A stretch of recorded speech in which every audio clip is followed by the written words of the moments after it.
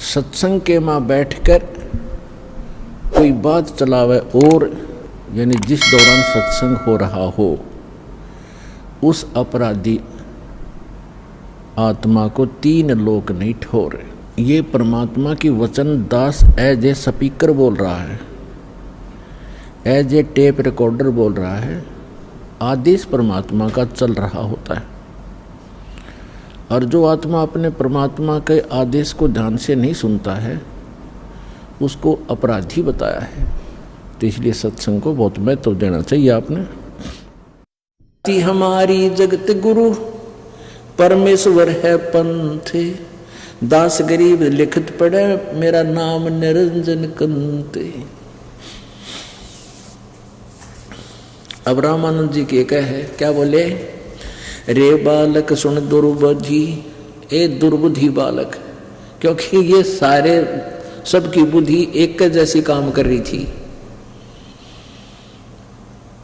अब सभी परमात्मा को निराकार मानते थे और विष्णु जी का उपासक रामानंद जी वो भी कहता है, रे मूर्ख, परमेश्वर कहता है कि तू अपने आप को भगवान कहता है, तेरा शरीर दिख है, तू तो साकार खड़ा है।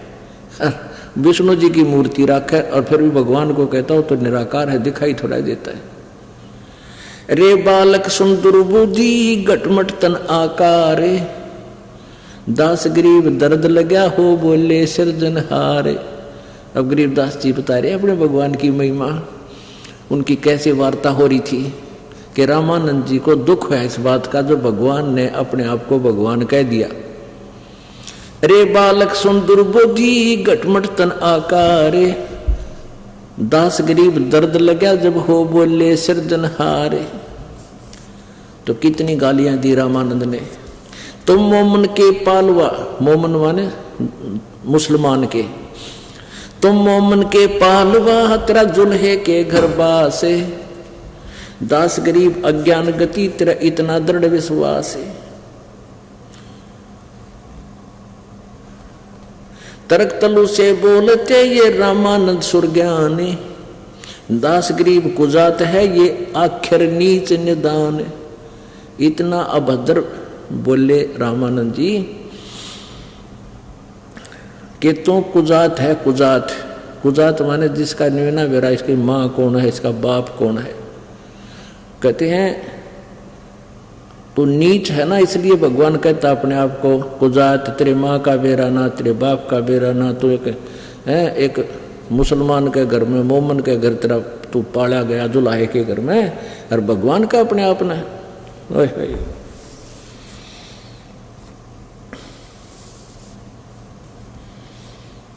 रे बालक नीची कला तुम हो बोले ऊंचे, दास गरीब अकल बिना ते जो कहा क्या। रे बालक सुन, रे बालक नीची कला तुम हो बोले ऊंचे, दास गरीब पलक घड़ी खबर नहीं दम कूच। अब क्या कहते हैं परमात्मा, जब सारी ये गाली दे ली उनके गुरुजी ने, तब परमात्मा खुश होकर, यानी जैसे बालक ने टीचर माँ बाप धमकाते हैं, नाराज नहीं होते बालक, ऐसे कति अंदर से खुश होकर गुरुजी गाल दे रहे हैं और वो आगे से खुश है, यानी दुख नहीं मान रहा अंदर अंदर से। कहते हैं मैं के बदन खुला से कह रे सुन स्वामी परवीन, दास गरीब मनी मरे है मैं आज अधीन। मैं अवगत गत से परे और 4 वेद से दूर, दास गरीब 10 दिशा में सकल सिंध भरपूर। मैं तेरे इन वेदों से पार हूँ, मेरे बारे में वेद महिमा तो गाते हैं लेकिन मेरे पाने की विधि तेरे वेदों में नहीं है। और मैं 10 दिशा सकल सिंध भरपूर यानी सर्वव्यापक हूँ, मेरी ही सत्ता सबके ऊपर मेरी शक्ति काम कर रही है। ए स्वामी सृष्टा में और सृष्टि हमारे तीरे, दास गरीब अधर बसों में अवगत सत्य कबीरे। ओए होए वही वेद बता रहे हैं परमात्मा ऊपर रहता है, और स्वयं परमात्मा कह रहे हैं मैं ऊपर रहता हूं सतलोक में, अधर यानी ऊपर।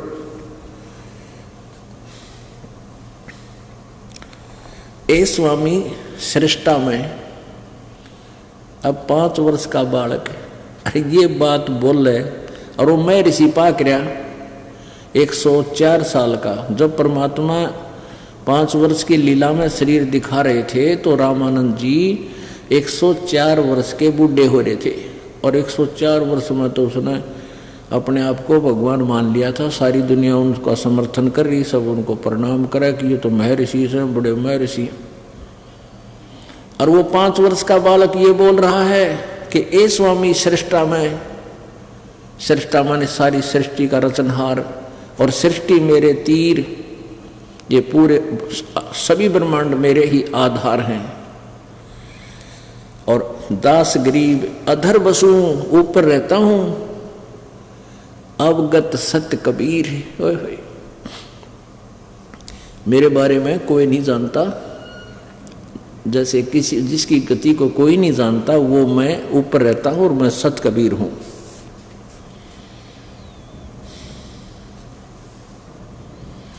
सुन रामानंद राम हम, मैं 52 नरसिंगे, दास गरीब सर्व कला, मैं व्यापक सरपंग।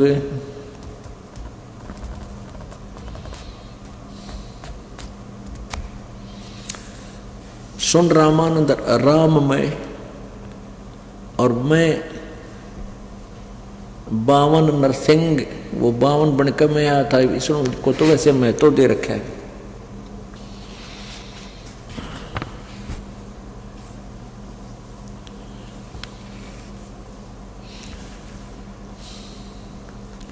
गोता लाऊं स्वर्ग में जा बैठूं पाताल, गरीबदास ढूंढता फिरूं अपने हीरे माणिक लाल। इस दरिया कंकर बहुत लाल कहीं कहीं ठावे, गरीबदास माणिक चुगे हम मुर्दीवा नाम। अब ये बात जब कही परमात्मा ने कति करड़े सी छाती करके ठोक कर कही कि मैं परमात्मा हूं। अब बुद्धिमान व्यक्ति बहुत कुछ हिसाब ला लिया करते हैं, क्योंकि रामानंद जी बाल ब्रह्मचारी था और बचपन से ही परमात्मा के लिए घर त्याग दिया था। जिनको भगवान चाहिए वो बकवाद ना करा करें। फिर 104 साल की आयु होली, भगवान का कह का पता नहीं था उसने, उसका कुछ डर बढ़िया। भाई 5 वर्ष का बालक इनका कॉन्फिडेंस से कहता कि मैं ऊपर रहता हूँ और इन 4 वेदों से भी मैं आगे हूँ, सारी सृष्टि का रचनहार मैं हूँ। तो कुछ सोचने पर विवश हुआ, कहने लगा बच्चा थोड़ी देर से डट जा, तेरे फिर बात करूँगा, मैं अपना नित्य नियम कर लूँ।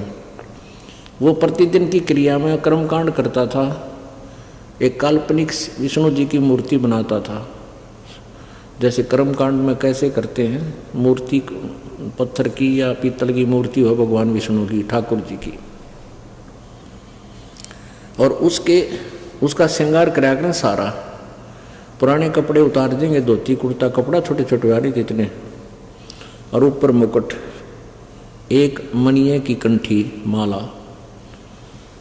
तो पहले कपड़े उतार देते हैं पहले दिन वाले, और नए कपड़े और ताजे पानी से नहा के, और उसके ऊपर सब कपड़े वगैरह पहना के, तिलक ला के और माला परा के मुकुट रख दिया करते हैं। तो उस दिन की वो पूजा बन गई कर्मकांड से। उस दिन रामानंद जी अपनी काल्पनिक मूर्ति रखता था, आगे कोई मूर्ति नहीं थी पत्थर वगैरह की, कल्पना करता था। और कल्पना का ऐसा अभ्यास हो गया था जैसे चलचित्र चलता है उसका, ऐसे मूर्ति को नहा रहा है, कपड़े पुराने उतार दिए, धोती बांध दी, कुर्ता डाल दिया, तिलक लगा दिया, मुकुट रख दिया भगवान विष्णु जी की काल्पनिक मूर्ति पे। लेकिन कंठी डालनी भूल गया, माला, वह एक मणिये तुलसी के मणिये की। अब माला ना डाले तो पूजा खंडित, उस दिन की पूजा नहीं मानी जाती। और मुकुट रखने के बाद मुकुट नहीं उतार सकते, उस दिन मुकुट उतार दिया, पूजा खंडित। अब रामानंद जी ने सोचा आज तो माला डालनी भूल गया और मुकुट उतारा नहीं जा सकता अब। तो उसने क्या सोचा कि मुकुट के ऊपर कर डाल दूं माला ने, कल्पना कर रहा है जो कर स्वप्न में होया करे, नहीं सोच ले स्वप्न में। तो वो माला वो मुकुट में माला फंस गई, नीचे ना आई। रामानंद जी सोच रहे माला उठा ली उल्टी, हे भगवान आज मुझसे कौन सी गलती होगी, आज तक यह भूल मेरा पे लगी नहीं थी, भगवान माफ करना। बहुत दुखी हो गया अंदर अंदर से, या आज भगवान रूस गया शायद मेरे तय, रुष्ट हो गए। तब परमात्मा बाहर खड़े थे, पर्दे से बाहर वो 5 वर्ष के परमेश्वर कबीर जी। परमेश्वर कबीर जी ने कहा कि स्वामी जी इस माला की गांठ खोल लो या गुंडी, और गुंडी खोल के फिर बांध दो, मुकुट नहीं उतारना पड़ेगा। अब रामानंद जी कित की गुंडी खोलने थे और कित की वह मुकुट उतारे थे रखे थे। अब नो देखा भगवान खड़ा सामने, मेरे मन की बात बता दी, मैं कहाँ परेशान हो रहा था, और कोई साकार मूर्ति नहीं, पर्दा हटा के देख लिया वो। अब कहते हैं समझदार को संकेत ही बहुत होता है, आडा पर्दा दूर भगा, एक क्या चोट सिधारी जिन मिलन दाचा। अपने आत्मा इनको ब्राह्मण कहते हैं, रामानंद जी ब्राह्मण थे। ब्राह्मण सोए जो ब्रह्म पछाणे, पंडित सोए जो पिंड की जाने। अब था मौका उस भगत के लक्षण ये होते हैं, उसने समाज नहीं देखा, लोक लाज नहीं करी। एक तो सामने खड़े थे सारे ब्राह्मण जो उसकी वाह वाह करया करते थे, जय जयकार करया करते, ब्राह्मण मानते थे। और एक तरफ भगवान खड़े। अगर एक दानक के बालक ने आज से 600 वर्ष पहले कोई ब्राह्मण सीने से लगावे तो पहाड़ टूट जाए उसके ऊपर है, लेकिन रामानंद जी ने कुछ नहीं सोचा, पहाड़ में जाओ ये समाज। भगवान जिसके लिए डले ढो रहा है सामने खड़ा, ऐसे बालक को सीने से लगा लिया और के कहने लगे, मन की पूजा तुम लखी, मुकुट माल परवेश, गरीब दास गति को लखे, तेरा कौन वर्ण क्या बेश। अब रामानंद जी ने कहे, भगवान आपने क्यों कर भगवान माना, कैसे पहचान सकती है दुनिया तो किस वर्ण यानी शूद्र वर्ण में और किस वेशभूषा में खड़ा एक छोटा सा बालक धोती कुर्ता पहरे। अब तने क्यों कर पहचाने दुनिया।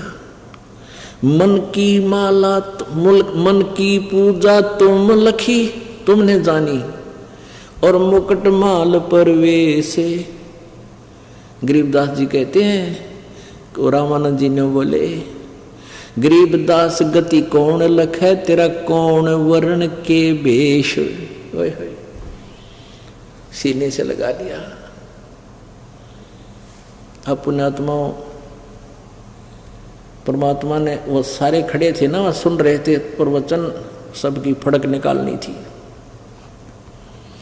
रामानंद जी को फिर थोड़ा सा छोड़ दिया ढीला। रामानंद जी ने सोचा, अब ये मुझे गुरु बता रहे हैं तो ये परीक्षा तो और ले लूं, मैं गुरु कैसे बना इसका। तो उन्होंने पूछा, बच्चा यह बात तो मेरे समझ में आ गई, आप क्या करना चाहते हो। आप यही मुझे ये दिखाना चाहते थे कि आप परीक्षा लेना चाहते थे कि मैं भक्त हूँ या अभक्त, या तो आपने दया कर दिया अपने मेरे ऊपर। पर एक बात बताओ, मैंने आपको नाम कब दिया। फिर सारा बताया कि ऐसे ऐसे जब मैं आप नहाने के लिए गए थे गंगा के घाट पे, और मैं वहाँ लेटा हुआ था, आपकी खड़ाऊ मेरे सिर में लगी थी। रामानंद जी ने कहा, वो तो छोटा सा बालक था, 2-2.5 वर्ष का, आप तो नहीं हो सकते। आगे मैं ही था। कैसे था। परमात्मा ने दूसरा रूप, वहीं एक खाट थी किसी सेवक की चारपाई, उसके ऊपर एक 2.5 वर्ष के बालक का रूप धारण करके लेट गए कि देखो स्वामी जी सामने। ऐसा था मैं। अब उस रामानंद जी ने देखा 6 बार, ने देखा 6 बार, वो 10 साल के 5 वर्ष के की तरफ देखा, 6 बार 2.5 वर्ष की तरफ देखा। दो रूप में दिखाई दिए, आंखें मलमल कर देख रहा, कहीं धोखा तो नहीं लग गया। इतने में वो 2.5 वर्ष का बालक उठा और 5 वर्ष के बालक में समा गया। तब रामानंद जी के समझ में आई, रे तेरा गजब हो, ये तो भाई। फिर सोचा कि और पूछ लूं, कि मन बड़ा बदमाश है। कहने लगा, बच्चा मैं क्या नाम दे, मैं कि आपने कहा था कि आपने मेरे सिर पे हाथ रखा था, राम राम बोला था, मैंने आपने मंत्र दे दिया मेरे ती, राम नाम का, राम का मंत्र दे दिया। तो स्वामी जी बोले कि बच्चा मैं राम नाम नहीं देता, राम राम जाप करने को नहीं देता। परमात्मा ने कहा कबीर जी ने कि आप ओम मंत्र देते हो। पुण्यात्माओं, ये बताया नहीं जाता था मंत्र किसी को, केवल उपदेशी ही को दिया जाता है।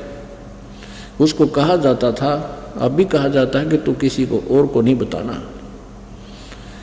राम राम तो उनका कोड वर्ड था, असली मंत्र ओम था। जैसे हम सत्साहिब तो कोड वर्ड है, असली मंत्र हमारा वो सतनाम और सारनाम ये अलग है। तो जब उन्होंने बता दिया ना ओम नाम है, वो तरह कुछ भैया, तब कहने का बच्चा मैं एक कंठी भी देता हूँ गले में डालने के लिए, वो कंठी है तेरे पास? वह नीचे से निकाल के देखा थी, यार ये गुरुजी आपने दी थी वहाँ। और जान गया वह किसकी कंठी है, तो बात और है। ने बोला बच्चा एक बार एकांत में बैठेंगे, चलो स्वामी जी गंगा के किनारे बैठ के फिर चर्चा करते हैं। अब ये मन बड़ा बदमाश से न्यों कह, रामानंद जी बच्चा मैं तो समाधिस्थ होता हूँ, बचपन से ही जो ना समाधिस्थ होता हूँ और बहुत ऊपर तक पहुँच जाता हूँ। परमात्मा बोले चल पहुँच ऊपर की, कहाँ तक जाओगे? अब रामानंद जी का तो अभ्यास था डेली का, समाधिस्थ हो गया। ऊपर त्रिवेणी त्रिकुटी पर जाकर 3 रास्ते हो जाते हैं, 3 रास्ते हो जाते हैं, ये लेफ्ट, ये राइट और एक फ्रंट का। लेफ्ट में तो जाते हैं ये जो स्वर्ग आदि में जाते हैं, और राइट में जाते हैं ये 88,000 खेड़े और ये ध्रुव आदि के जो सप्तऋषियों के स्थान है, और सीधा ये ब्रह्मरंध्र है। इस ब्रह्मरंध्र का से इनसे नहीं खुलता। तो रामानंद जी यहाँ आकर रुक जाते थे, कहते हैं योग युक्त प्राणायाम कर और जीता सकल शरीर, और त्रिवेणी के घाट में वो अटक रहे, पर विरुष्ट आगे नहीं जाती थी उनकी वृत्ति सुरती, आत्मा वहां अट जाती थी। तो परमात्मा आगे ध्यान में दिखाई दिए उनको, 5 वर्ष के बालक, जैसे फिर स्वप्न सा हो जाता है। कहने लगे स्वामी जी ये इधर जो रास्ता है ना ये है तेरा, जब तेरी मृत्यु होगी तो आप इसमें जाओगे, आगे धर्मराज का लोक है उसमें आपका अकाउंट होगा, आप फिर विष्णु लोक में जाओगे क्योंकि आप विष्णु को इष्ट मानते हो। वहां अपने पुण्यों को समाप्त करके फिर 84 लाख में वापस आओगे। और ये सीधा जो रास्ता है ये है ऊपर सतलोक जाने का, ब्रह्मलोक जाने का। ये तुम्हारे मंत्र से नहीं खुल सकता। जब परमात्मा ने कहा मैं सतनाम सुमन करता हूँ इससे खुलेगा, परमात्मा ने मन मन में श्वास से सुमन किया, वो खुल गया, अका जाए मेरे साथ। फिर 11वां द्वार पार करके ये 10वां द्वार खुल गया, फिर 11वां द्वार खोल के परब्रह्म के लोक में प्रवेश किया, फिर 12वां द्वार पार करके भवन गुफा पार करके सतलोक में गए। वहां क्या देखा कि परमात्मा कबीर जी सतपुरुष रूप में, अन्य रूप में, तेजो में, जिसके एक रोमकूप में करोड़ सूर्य करोड़ चंद्रमा मिला दे, इतना तेज है उस परमेश्वर की शरीर का। और बहुत बड़े सफेद गुम्मट के अंदर एक मुकुट, सफेद मुकुट धारण करके परमात्मा विराजमान है। तो नीचे जो कबीर जी 5 वर्ष के बालक जब साथ गए रामानंद के ऊपर, वहां से चवर उठा के अपने उस परमात्मा पर करने लगे। रामानंद जी ने सोचा कि ये है वो पूर्ण परमात्मा, परम अक्षर ब्रह्म, जो तख्त पर बैठा है, गद्दी पर बैठा है, सिंहासन पर विराजमान है, और कबीर जी यहाँ का कोई देव होगा। इतने में ओरिजिनल शरीर खड़ा हुआ, परमेश्वर खड़े हुए, और कबीर जी 5 वर्ष के बालक पूरे अनंत ब्रह्मांडों के कंट्रोलर के सिंहासन पर विराजमान हुए। और वो शरीर जो ओरिजिनल शरीर था, जो मालिक का रूप में थे परमात्मा, वो चंवर करने लगे 5 साल के बालक पे। रामानंद जी सोच ही रहा था यह कैसी अटपटी बात भाई, भगवान खड़े हो गए, इस बालक को बैठा दिया। उसी समय वो तेजो में शरीर उस 5 वर्ष के बालक कबीर जी में समा गए और चंवर अपने आप घूम रहा ऊपर। तब परमात्मा ने कहा चल रामानंद जी नीचे जा। रामानंद जी की सुरती वापस आई, आत्मा वापस आई, शरीर से सामने सचेत हुआ, परमात्मा उसी रूप में सामने विराजमान है। 104 साल का वो अंडी पाक रहा था, वो विद्वान बना फिर था, चरण पकड़ दिए भगवान के, रोआ बुरी तरह बालक की तरह। ओए होए।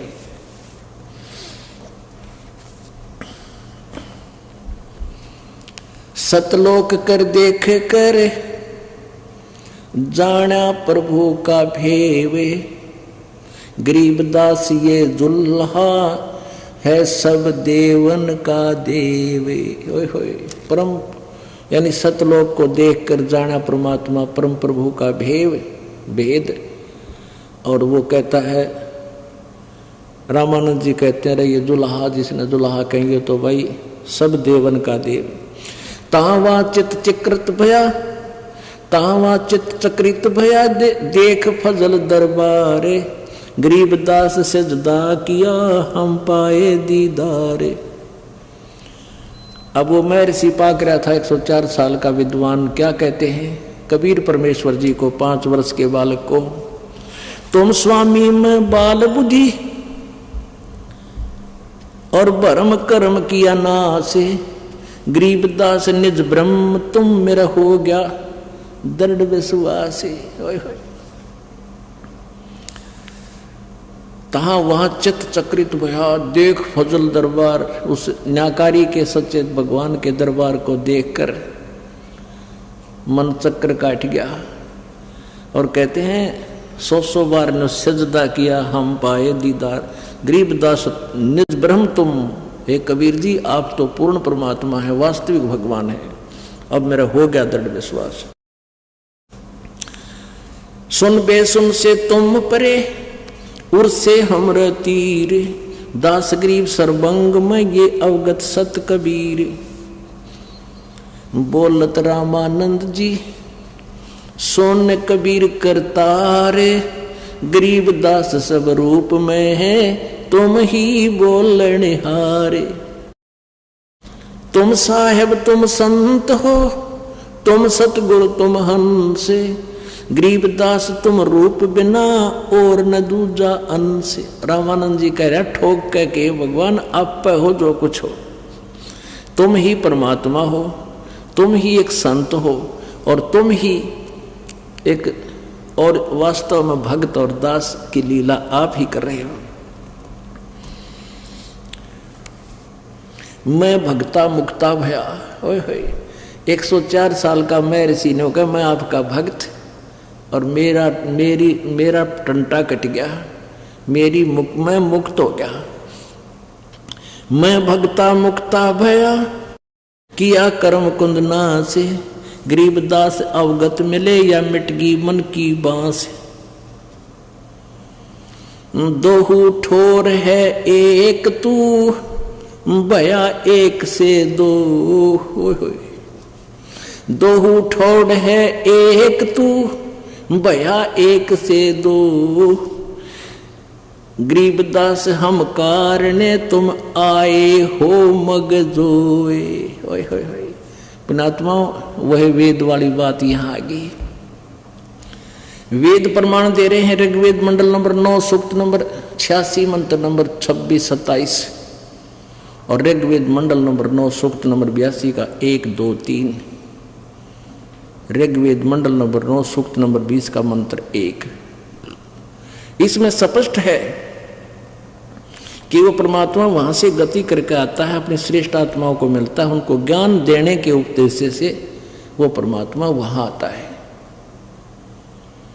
आज अब क्या करे रामानंद जी, दोहू ठोड़ है एक तू, भया एक से दो, होय होय, ऊपर भी आप ही हो मालिक और मेरे सामने भी आप ही बैठे हो, और हमारे लिए आप इतना लंबा सफर तय करके वहां से चलकर गति कर कर आए हो।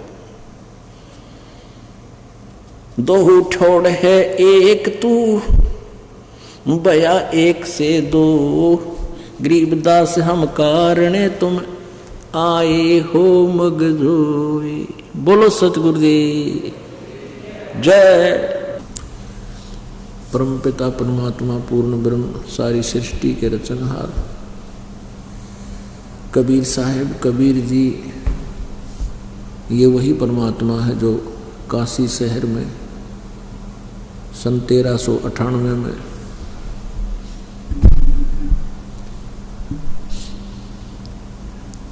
संवत 1455 ज्येष्ठ उतरते की पूर्णमासी को सुबह ब्रह्म मुहूर्त के अंदर एक लहर तारा नामक तालाब के अंदर विकसित कमल के फूल पर शिशु रूप धारण किया था। इनको फिर नीरू नीमा नाम के एक दुल्हा पति पत्नी उठा ले गए थे। वो निसंतान थे। परमात्मा की परवरिश जुल्हाए के घर होने से आगे चलकर वे अपने नियमानुसार, अपने कर्तव्य कर्म के अनुसार जिस उद्देश्य से वो आते हैं, वो एक जीवन एक जनसाधारण जैसा अपने हाथों से कार्य करके निर्वाह करते हुए व्यतीत करते हैं। वो हमारे लिए एक उदाहरण पेश करते हैं। उस उद्देश्य से वो परमात्मा फिर बड़े होकर के जुल्हाए का कार्य करने लगे, जिससे फिर जुल्हा नाम से, धाणक नाम से प्रसिद्ध हुए। ऋग्वेद मंडल नंबर 1 सूक्त नंबर 31 और मंत्र नंबर 17 में ये स्पष्ट किया हुआ है कि वो परमात्मा सशरीर है, मनुष्य की तरह, मनुष्य जैसा है, और यहाँ अपना अन्य रूप धारण करके एक मनुष्य की तरह कार्य करके अपना जीवन निर्वाह करता है। तो वही लीला परमात्मा ने पहले की हुई थी, जो आज वेदों ने उसको सेकंड किया, वेदों ने आज उसका समर्थन किया। तो इससे सिद्ध है कि Kabir is God, Kabir is complete God. परमेश्वर कबीर जी पूर्ण परमात्मा है, कंप्लीट गॉड। अब गॉड तो अन्य भी हैं, जैसे ब्रह्मा जी गॉड माने स्वामी प्रभु। जैसे ब्रह्मा विष्णु महेश जी एक ब्रह्मांड में एक एक विभाग के गॉड हैं, प्रभु हैं, स्वामी हैं। रजगुण विभाग के ब्रह्मा जी, सतगुण विभाग के विष्णु जी, तमगुण विभाग के शिव जी, ये भी गॉड हैं, लेकिन ये कंप्लीट गॉड नहीं है। इनका पिताजी जो है ब्रह्म, ये 21 ब्रह्मांड का गॉड है, 21 ब्रह्मांड का स्वामी है। ये भी कंप्लीट गॉड नहीं है, पूर्ण परमात्मा नहीं है, पूर्ण ब्रह्म नहीं है। फिर अक्षर पुरुष जिसको परब्रह्म कहते हैं, ये 7 संख ब्रह्मांड का गॉड है, स्वामी है। ये भी कंप्लीट गॉड नहीं है, ये भी पूर्ण परमात्मा नहीं है। परम अक्षर ब्रह्म अर्थात कबीर जी, ये वही परमात्मा है जो सतलोक से चलकर यहाँ काल के लोक में, काशी शहर में एक तालाब में विकसित कमल के फूल पर आकर के शिशु रूप धारण किया था। ये असंख्य ब्रह्मांडों के गॉड हैं, ये कंप्लीट गॉड है और ऑल कंट्रोलर है। ये हम सबके पिता हैं, ये हमारे मालिक हैं, हम इनकी आत्मा हैं, हम इसकी बच्चे हैं। हमारे को यहाँ महादुखी देखकर परमात्मा स्वयं ही आते हैं और हमें चेष्टा करते हैं कि तुम गंदे लोक में फंसे पड़े हो, ये गलत स्थान है, तुम अपने निज स्थान को याद करो। लेकिन हम काल के प्रभाव से और बहुत असंख्य जन्म हो गए हम यहीं घिसे पिटे इस काल के लोक में इस प्रोसीजर को अपनाए हुए हैं। हमारी आस्था, हमारी वृत्ति इसी में समा चुकी है, इसमें बहुत बुरी तरह जकड़ी जा चुकी है। परमेश्वर आकर के रह रहकर हमें ज्ञान सुनाते हैं, और जो पुण्यात्मा परमेश्वर पर विश्वास कर लेती है उनको सतलोक ले जाते हैं। अमर करूं सतलोक पठाऊं, ताते बंदी छोड़ कहाऊं। बंदी छोड़ हमारा नामम, अजर अमर है अस्थिर ठामम। हमारा बंदी छोड़ नाम है, बंदी छोड़ हमारी उपमात्मक नाम है, और हमारा स्थान अजर अमर है, सतलोक है, शाश्वत स्थान है। 16 शंख पर हमरा तकिया, गगन मंडल के जिंदा। हुक्म हिसाबी हम चल आए, काटन यम का फंदा। 16 शंख कोश की दूरी पर सतलोक है, वहाँ हमारा तकिया है, हमारा निज स्थान है। और हम यहाँ काल के लोक में आप जी के कर्मों के बंधन को काटने के लिए आए हैं। इसलिए अमर करूं, यानी जन्म मरण से सदा के लिए पीछा छुटवा दूं। अमर करूं सतलोक पठाऊं, इसलिए मैं बंदी छोड़ कहाऊं। यानी कर्मों के बंधन को परमेश्वर कबीर जी ही काट सकते हैं, इसलिए वो कहते हैं, इसलिए मुझे मैं बंदी छोड़ कहलाता हूँ। पृथ्वी पर किसी के आगे पीछे कभी भी बंदी छोड़ नहीं लगा। एक समय हमने एक गुरुद्वारा देखा जिसमें लिखा था बंदी छोड़ गुरुद्वारा। वो गुरु गोविंद सिंह जी के बारे में लिखा हुआ था कि उसने कुछ राजाओं को, जो किसी एक राजा ने बंद कर रखे थे, उनके साथ झगड़ा करके उनको छुटवा दिया था। तो ऐसे ये अलग टाइप के बंदी छोड़िए, तो बंदी यानी कैदियों को छुटवा दिया, और ये काल के लोग से छुटवाएंगे, ये वो बंदी छोड़े।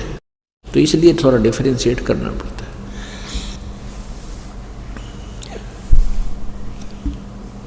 परमात्मा हमें याद दिलाते हैं कि जैसे मोती ओस का आगे गए ना बावड़े, रहते भी सब जाही, बिन साहेब की बंदगी कहीं ठोर ठिकाना नहीं। पहले चले गए, उन्होंने तो वापस आकर तुम्हें बता नहीं पाए उनके साथ के बीती, और जो बाकी बचे हैं वो भी सब चले जाएंगे, शरीर छोड़ छोड़ कर मर जाएंगे। बिन साहेब की बंदगी की तो ठोर ठिकाना ना। साहेब अभी आपको बताया था, साहेब माने गॉड, राम, भगवान, परमात्मा। अभी आपको डिफाइन किया है कि यहाँ जब साहेब की बंदगी, साहेब मीन कंप्लीट गॉड है, बिन साहेब की बंदगी, उस कंप्लीट गॉड की भक्ति बिना, पूर्ण परमात्मा की साधना बिना कि ठोर ठिकाना ना। जैसे आप जी ब्रह्मा जी की विष्णु जी की साधना करते हो, पूजा करते हो, तो विष्णु जी की भी मृत्यु होती है, इनकी पूजा करने वालों का भी कितना ठोर ठिकाना ना। स्वर्ग गए, विष्णु जी के लोक में चले गए विष्णु जी के पुजारी, वहाँ अपने पुण्यों को समाप्त करके स्वर्ग में कुछ दिन मौज मार के फिर वापस गधे बने, कुत्ते बन गए, सुअर बन गए, फिर कुत्ते की योनि को छोड़कर गधे बन गए, गधे की योनि को छोड़कर फिर सुअर बन गए, फिर कभी समय निकला, शुभ समय आया तो फिर मनुष्य बन गए, शुभ बने या अशुभ बने फिर नरक गए, फिर ऐसे कहते ऐसे कहीं ठोर ठिकाना ना। और सतलोक जाने के बाद फिर वापस आना ना, फिर नहीं आना, वहाँ जाने के बाद फिर लौट कर संसार में कभी नहीं आते।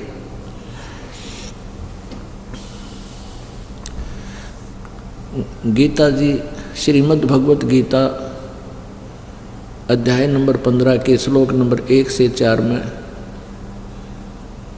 और 16-17 में इस संसार की परिभाषा बताई गई है।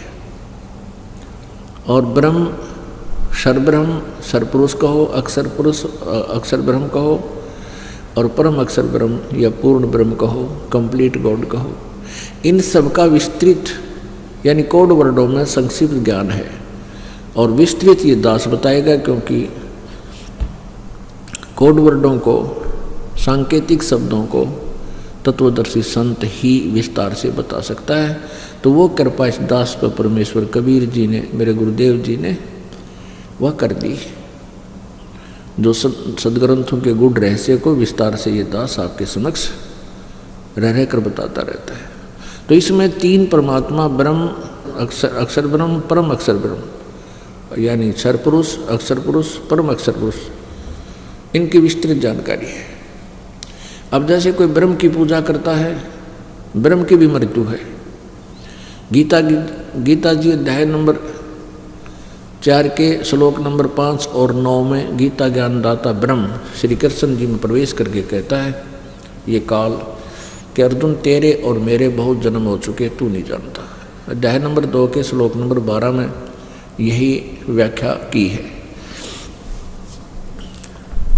गीता जी अध्याय नंबर 2 के श्लोक नंबर 17 में कहा है कि अविनाशी तो उसको जान जिसको मारने में कोई सक्षम नहीं है, और जिसने सारे ब्रह्मांडों की रचना की है। गीता जी अध्याय नंबर 15 के श्लोक नंबर 1 से 4 में ये वर्णन दिया है कि जब तत्वदर्शी संत तुझे मिल जावे, उसकी पहचान भी बताई है कि उल्टे लटके हुए संसार रूपी वृक्ष के सभी पार्ट्स ऑफ द ट्री, सभी वृक्ष के सभी विभाग, यानी जड़ रूप कौन परमात्मा है, तना रूप कौन प्रभु है, और मोटी डार रूपी कौन भगवान है, और तीनों शाखा रूपी कौन देव हैं, और पात रूप क्या चीज़ है। तो ये विस्तार से जो बताता है स वेदविद, वह वेद के तात्पर्य को जानने वाला है, अर्थात वो तत्वदर्शी संत है। वो कोड वर्डों को, सांकेतिक शब्दों को पूरी तरह समझता है। उसके पश्चात उस परम पद परमेश्वर, उसके पश्चात यानी तत्वदर्शी संत मिल जाए, उससे प्राप्त ज्ञान के आधार से उस परमेश्वर के उस परम पद की खोज करनी चाहिए, जहाँ जाने के बाद प्राणी कभी लौटकर संसार में नहीं आते। और जिसने सारे ब्रह्मांडों की रचना की है, जो कंप्लीट गॉड है।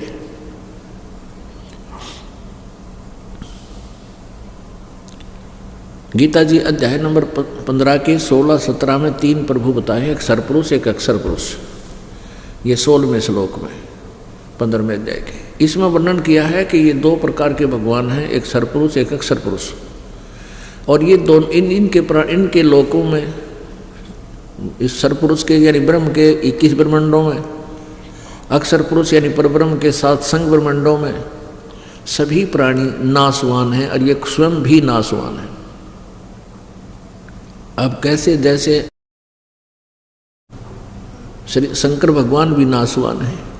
फिर 17वें श्लोक में 15वें अध्याय के गीता जी में कहा है कि उत्तम पुरुष है तू अन्य परमात्मा इति उदाहरते है, यानी पुरुषोत्तम वो श्रेष्ठ परमात्मा परम अक्षर ब्रह्म तो और है, इन दोनों से न्यारा है जिसको परमात्मा कहा जाता है। यह लोक त्रयम आविश्य विभर्ति अवैश्वर है, जो तीनों लोकों में प्रवेश करके सबका धारण पोषण करता है, वो वास्तव में अविनाशी परमात्मा है। जैसे एक ब्रह्मा, अब यहाँ थोड़ा कंसेप्ट क्लियर करना पड़ेगा कि ब्रह्मा भी नाशवान है, विष्णु भी नाशवान है, और शिव जी भी नाशवान है। ये अजर अमर नहीं है। और तब ये ज्ञान आपके हृदय में ये पक्का दस जाएगा कि जो दास तो बता रहा है ये कोई दंत कथा नहीं है, ये अपने सदग्रंथों में लिखा हुआ है, इनकी जीवनी में लिखा हुआ भगवानों की। तो फिर ये आगे कंसेप्ट आसानी से क्लियर हो जाएंगे जो दास बताना चाहता है आज के सत्संग में। सुनिए, देखिएगा, श्रीमद् देवी भागवत सचित्र मोटा टाइप, केवल हिंदी। ये गोरखपुर से प्रकाशित है। श्रीमद् देवी भागवत, संपादक हनुमान प्रसाद पोदार, चिमनलाल गोस्वामी।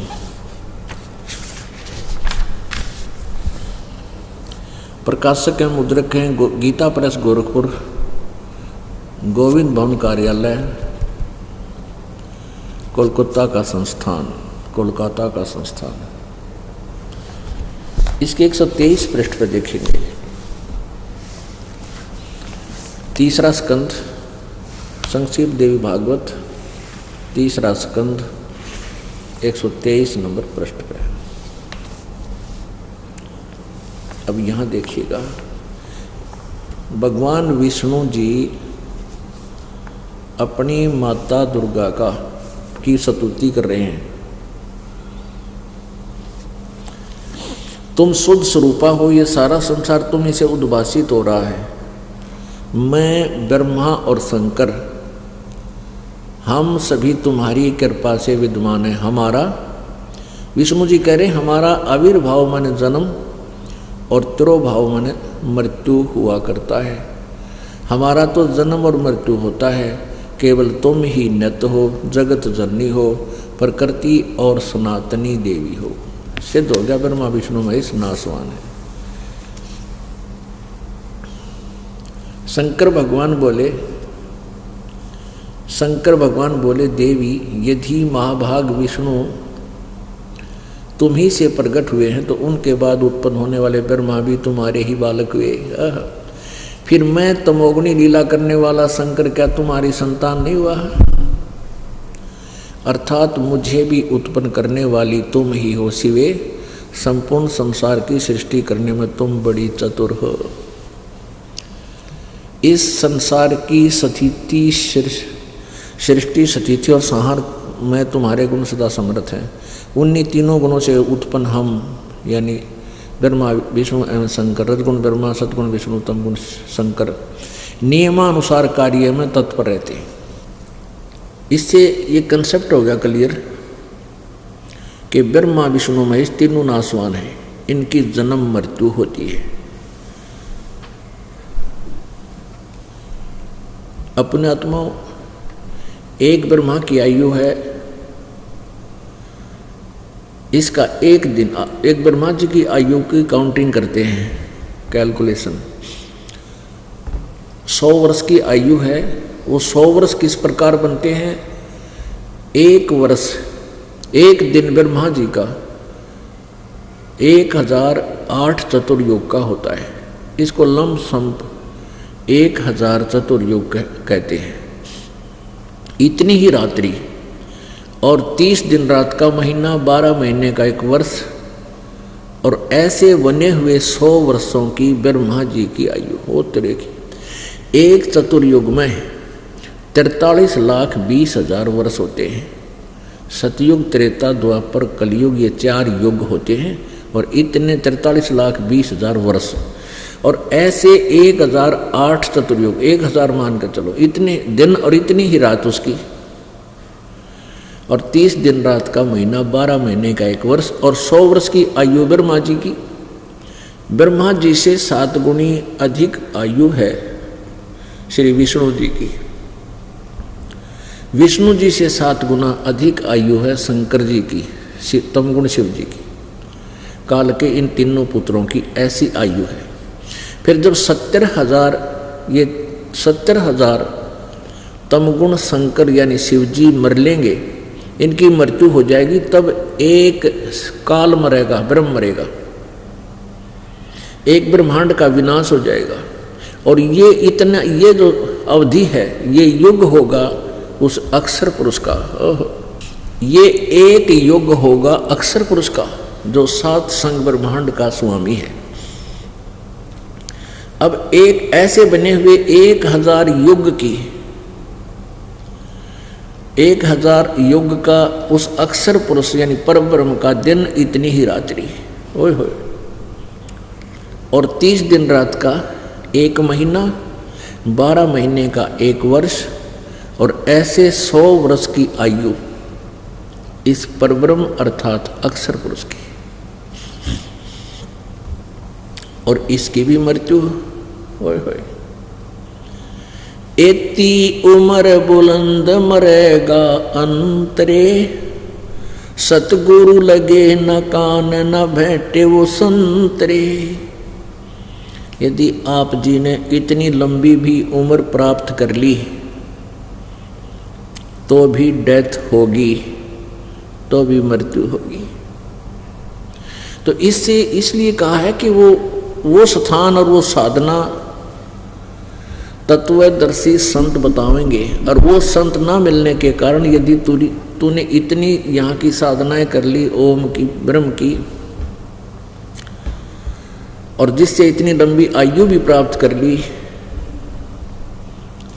तो अब इतनी मृत्यु होगी। मृत्यु होगी फिर 84 लाख योनियों में, पशु पक्षी की योनियों में वे धक्के फिर खाने। तो यहाँ जो बताना चाहा है कि गीता जी अध्याय नंबर 15 के श्लोक नंबर 4 में जो कहा है कि उसके पश्चात तत्वदर्शी संत मिलने के पश्चात परमेश्वर के उस परम पद की खोज करनी चाहिए जहाँ जाने के बाद फिर लौटकर संसार में प्राणी कभी नहीं आते, यानी पूर्ण मोक्ष प्राप्त होता है, अमर हो जाते हैं। तो वो अमर परमात्मा स्वयं कबीर जी हैं, जो इस कलयुग के अंदर एक जुलाहे की भूमिका करके 120 वर्ष तक एक जनसाधारण का जैसी क्रियाएं और एक तत्वदर्शी संत की भूमिका और एक अच्छे सुयोग्य शिष्य की भूमिका भी वही करके चले गए। हमारे लिए उदाहरण छोड़ के गए कि आप जी ने परमात्मा पाने के लिए इस तरह अपनी जो है जीवन शैली बनानी पड़ेगी। तो परमात्मा हमें क्या बताते थे, आगे गए ना बावड़े ये रहते भी सब जान, बिन साहिब की बंदगी कहीं ठोर ठिकाना ना। जैसे मोती ओस का ऐसी तेरी आवे, कहें कबीर करो बंदगी भाई बहुर ना ऐसा दावे। ये मानव शरीर एक दाव लगता है भक्ति करने का। ना तो कुत्ते गधे सुअर अन्य प्राणियों के शरीरों में हम भक्ति नहीं कर सकते, केवल अपना कर्म ही भोगते हैं। तो कहते हैं ये दाव लगे है आपका, बहुर नहीं ऐसा दाव। और फिर और अच्छा दाव आपका ऐसे समय में जन्म है जो कि मोक्ष समय है, और मानव शरीर ऐसे समय में, और फिर आपका इस सतलोक आश्रम बरवाला इसार में आगमन, ये और भी अच्छा शुभ अवसर है आपका। तो परमात्मा हमें क्या बताया करते थे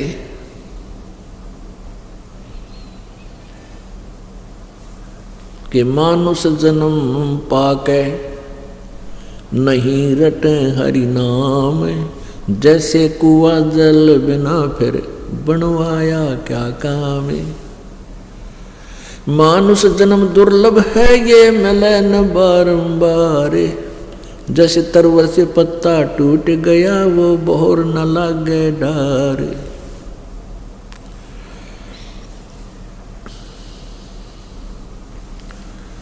राम रटत कोढ़ी भलो, चू चू पड़े जो चाम। यानी सत्य नाम सच्चे नाम की विधिवत साधना करने वाला चाहे कोई महारोगी भी है और सबसे भयंकर रोग कुष्ठ रोग होता है, उसका सारे शरीर में पीप चलती रहती है, कहते हैं ऐसा भी कोई भक्त हो और उसने नाम ले लिया हो, कहते हैं राम रटत कोढ़ी भलो, चू चू पड़े जो चाम। ये सुंदर शरीर किस काम का, जा मुख नाही नाम। कबीर राम रटत दारिद्र भलो, यानी कति निर्धन। राम रटत दारिद्र भलो, टूटी घर की छान। वो सुंदर महल किस काम के, जहाँ भक्ति नहीं भगवान। परमात्मा कबीर परमेश्वर जी अपनी महिमा आप पर बताने के लिए आते हैं। आप पे आरती, आप पे साजे, आप पे किंगर, आप पे बाजे, आप पे ताल जहाँ जनकारा, आप नचे अब देखन हारा। कह कबीर ऐसी आरती गाऊं, आपा मध्य आप समाऊं। आप ही वो दास बनते हैं, आप ही एक तत्वदर्शी संत बनते हैं, और परमात्मा तो वो है ही है, और आप ही एक अच्छे नागरिक की भूमिका करते हैं। वो एक उदाहरण देकर जाते हैं कि जैसे मैंने या रहने अपना जीवन निर्वाह किया, आप भी इसी तरह रखो। आप इस माया के पीछे घने अंधे मत हो। आप परमात्मा विश्वास रखो, सतभक्ति करते रहो, जैसे मालिक राखे इसमें अपनी उसकी रजा में राजी रहो। फिर आपके जीवन में सुख देखना कितने होंगे। इस माया से बचने के लिए हमने अपने जो कुरीतियां बढ़ा ली हैं, इनको कम करना पड़ेगा। एक तो ब्याह शादी में बकवाद ये बंद करनी पड़ेगी। बेमतलब का दहेज देना एक रिवाज यह बंद करनी पड़ेगी। क्योंकि एक विश्वास रखो कि परमात्मा ने जो बच्चे की किस्मत में लिखा है वही मिलेगा। यदि आप जी अपने बच्चे को पैसे ज़्यादा दे देते हो, को दहेज दे देते हो, और उसके आगे भाग्य में है नहीं तो आगे और घर में कोई और नुकसान हो जाएगा, और फिर ससुराल वाले भी घने लालची बन जाएंगे। पता नहीं क्या कष्ट बहन बेटियों को दिए जाते हैं, बहुत जुल्म हो रहा है, ये बंद करना पड़ेगा।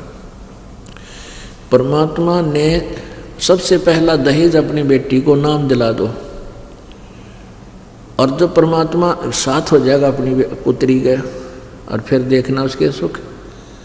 परमात्मा की भक्ति करने वाली बेटी देखना जाकर अगले उसमें परिवार में, या तो परिवार नाम ले लेगा, और नहीं जब उसको तंग करेंगे तो उनका बक्कल तार देगा परमात्मा। ये सत्य मान लेना। लेकिन अगर बेटी में पूरी श्रद्धा और भगवान की भक्ति है, और भाग्य में ना है तो लिख देगा ये वो परमपिता परमात्मा है। तो हम क्यों डले डोएं? हमने रिवाज बना रखी है कि 30 अगले के 30 कपड़े देने हैं, इतने 20 कंबल लेने हैं, और वो फिर गरीब अमीर तो ला दे, चलो उसने 2 नंबर के धंधे कर रखे, बकवाद गढ़ रखी, गरीब कहाँ से लाओगा? वो फिर रीस करेगा, कहते तेरी बेटी का दिल दुख जा। वो फिर फार्मेलिटी पूरी करते हैं, और वो लाओगे जो 100 रुपया के 20 के वो कितना काम आओ नहीं आइटम पूरे करने पड़े, क्या तो कोई है इसका। तो हमने इस तरह इसको उल्टा हटना। यदि आप भगवान चाहते हो, भगवान उसी समय मिलेगा जब माया के पीछे हम कम भागेंगे। अब हम 90% समय माया जोड़न में लाते हैं, और 10% समय हम वैसे बर्बाद किया करते थे। अब शुरुआत जब होती है आप जी की, आपका 10% समय ही मालिक के चरणों में प्रारंभ होता है। फिर धीरे धीरे आपको ज्ञान चला जाता है, फिर 50-50 हो जाता है, और कुछ दिनों में जब परमात्मा की कृपा होती चली जाएगी, आपको ज्ञान हो जाएगा, फिर तो 80-20 हो जाएगा। और 80-20 होने पर ही हम सतलोक जा सकेंगे, क्योंकि 20% तो यहाँ संसारिक कार्य मालिक ने अलाउड कर ही रखे हैं, इसमें करना ही पड़ेगा। इल्ले से रजक होता है, यानी परमात्मा की मदद फिर करता है कोई कारण बना के।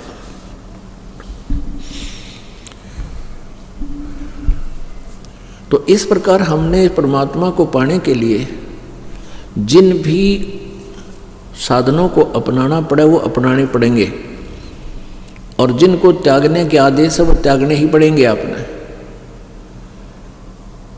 अब प्रारंभ में ये दास गांव में सत्संग करने जाया करता था, पाठ करते थे, 3 दिन का पाठ होता था।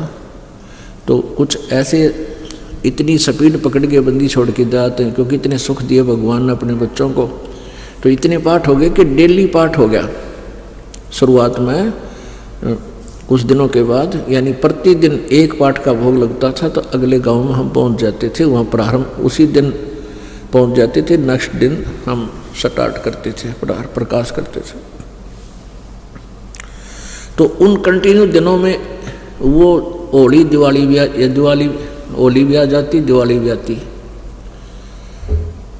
होली के दिन हम और उस परिवार के सदस्य और हमारे साथ गए हुए भक्तजन, वो तो अपने अंदर परमात्मा की पाठ कर रहे होते हैं, परमात्मा का भजन कर रहे होते थे, और वो बाकी जो बौड़ी आत्माएं हैं लट्ठा लेकर कोरडा हो आ गया मोर मोर, और सब लाल मुंह कर ले बांदर के ऐसा कि दारू पी गया, कोई गाड़ में पड़ा है, कोई गारा में पड़ा, कोई रेते में लौट रहा, बंदर से मुँह करे अंडे। और वो टाइम वेस्ट करने वाली बात, अब खाम खा बकवाद। होली के ऊपर फिर बम पटाख के छोड़ दें, किसी का हाथ जल जा, किसी की आँख जल जा, कि तो आग लग जा, 100 बिरान माटी। तो उनता हमारा पीछा छूटा, क्योंकि रुचि कोई ना बने। एक भक्त ने नाम ले रखा था, एक भक्त ने नाम नहीं ले रखा था, फिर नाम लेने आया। वो कहने लगा जी, उससे कहा भी ये त्योहार नहीं मनाने। ने बोला जी महाराज अब को ना मन दे। कैसे ना मनते कि 6 साल हो गया हमने ना होली मनाई है ना दिवाली।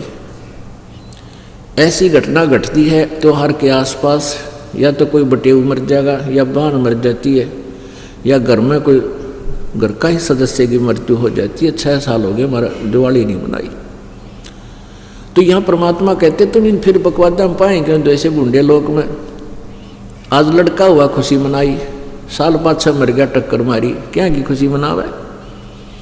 नानक साहब जी कहते थे ना जाने काल की कर डारे किस विध ढल जा पासावे, और जिना ते सरते मौत खुड़क दी उन्होंने केड़ा हंसावे।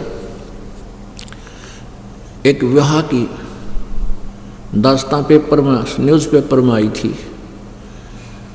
डीजे डैजे लाकर सारा, जैसे विवाह से पहले दिन अगले दिन बारात जाती है, खूब बकवाद, बहन बेटियां भी डांस करें। आजकल देख के साथ जुल्म आ गया। हमने तो कभी नहीं देखा था बहन बेटियों को ऐसे सरेआम बकवाद करते हुए, जैसा अब आग लगी वैसे ही नाचा करती। वो भी कोठों के अंदर गुप्त स्थानों पर ना धमका दिया करते उनको। कोई ऐसी वैसी लड़की होती तो आम आदमी खुड़का दिया करता था।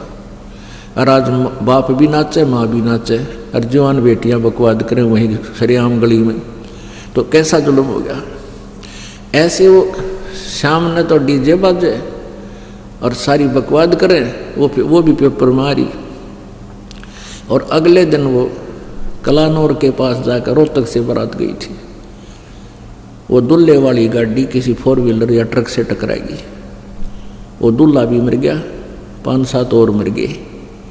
अगले दिन टक्कर मारे, बाल पाड़े हुए जो काल डीजे आगे नाचे थी। तो परमात्मा कहते हैं क्यों बकवाद में 5 धड़के भी रख के बिजली गिर जाए कब? इसलिए दास ये बताता है कि हमने एक साधु की तरह रहना है। परमात्मा कहते हैं साध सोए जो सीधा चाले। भक्त वही है जो बकवाद छोड़ के और एक बिल्कुल साधारण जीवन जीवे।